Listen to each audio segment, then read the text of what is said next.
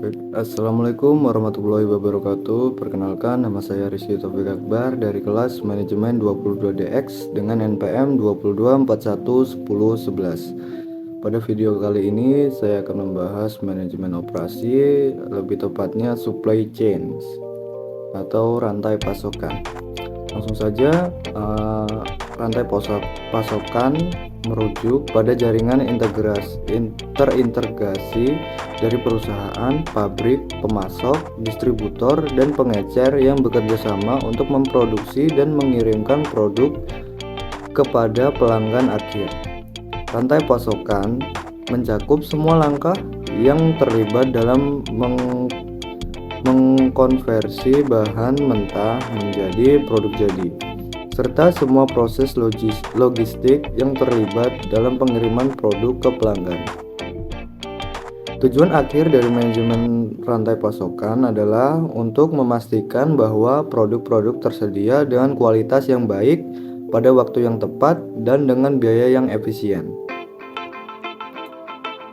Selanjutnya, rantai pasokan mencakup berbagai kegiatan, yaitu yang pertama pembelian bahan mentah.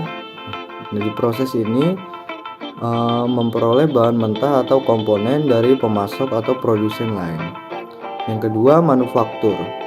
Pada proses ini mengubah bahan mentah menjadi produk jadi melalui berbagai tahap produksi. Yang ketiga, ada distribusi. Pada proses distribusi, produk jadi dari pabrik ke gudang, penyimpanan atau langsung ke pengecer atau juga pelanggan. Yang keempat, penyimpanan dan pergudangan. Penyimpanan dan manajemen stok untuk memastikan ketersediaan produk saat dibutuhkan. Dan yang kelima, transportasi.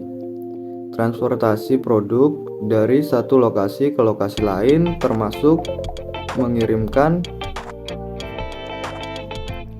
Yang kelima, transportasi. Pada transportasi, produk dari satu lokasi ke lokasi lain, termasuk pengiriman dari produsen ke gudang, dari gudang ke pengecer atau langsung ke pelanggan. Dan yang keenam, ada manajemen persediaan. Manajemen persediaan untuk mengontrol stok atau memastikan ketersediaan produk sesuai dengan permintaan pelanggan. Dan yang ketujuh, ada pelayanan pelanggan. Pelayanan pelanggan ini untuk memproses pesanan, memberikan dukungan pelanggan, dan menangani retur atau pengembalian produk. Selanjutnya, apakah supply chain itu penting? Di sini ada beberapa penjelasan. Yang pertama, supply chain penting untuk menyediakan produk yang murah, berkualitas, dan cepat.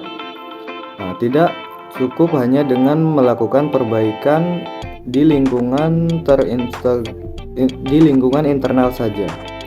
Yang kedua, supply chain management berkaitan dengan siklus yang lengkap dari bahan mentah dari para supplier ke kegiatan operasional di perusahaan, berlanjut ke distribusi sampai kepada konsumen.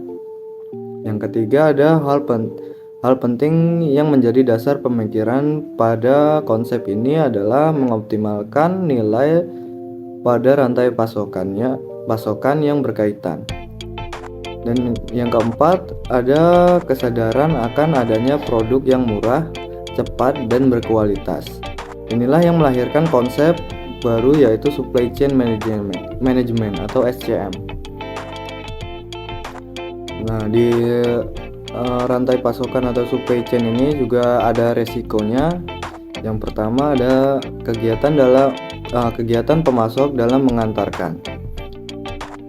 Selanjutnya, kegagalan kualitas pemasok, lalu penundaan atau kerusakan logistik dan distribusi.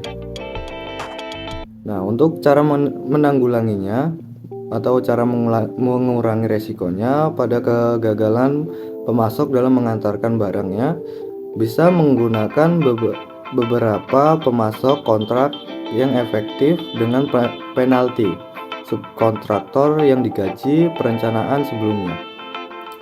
Untuk menanggulangi resiko kegagalan kualitas pemasok bisa dengan cara pemilihan pemasok yang hati-hati, pelatihan, sertifikasi, dan pengawasan. Untuk mengurangi resiko penundaan atau kerusakan logistik bisa dengan mode transportasi dan gudang yang beragam atau berulang. Pengepakan yang aman, kontrak yang efektif dengan adanya penalti. Dan untuk menanggulangi resiko atau mengurangi resiko dari distribusi bisa dengan pemilihan yang hati-hati, pengawasan, dan kontrak efektif dengan adanya penalti. Mungkin itu saja yang bisa saya sampaikan. Lebih kurangnya saya mohon maaf. Wassalamualaikum warahmatullahi wabarakatuh.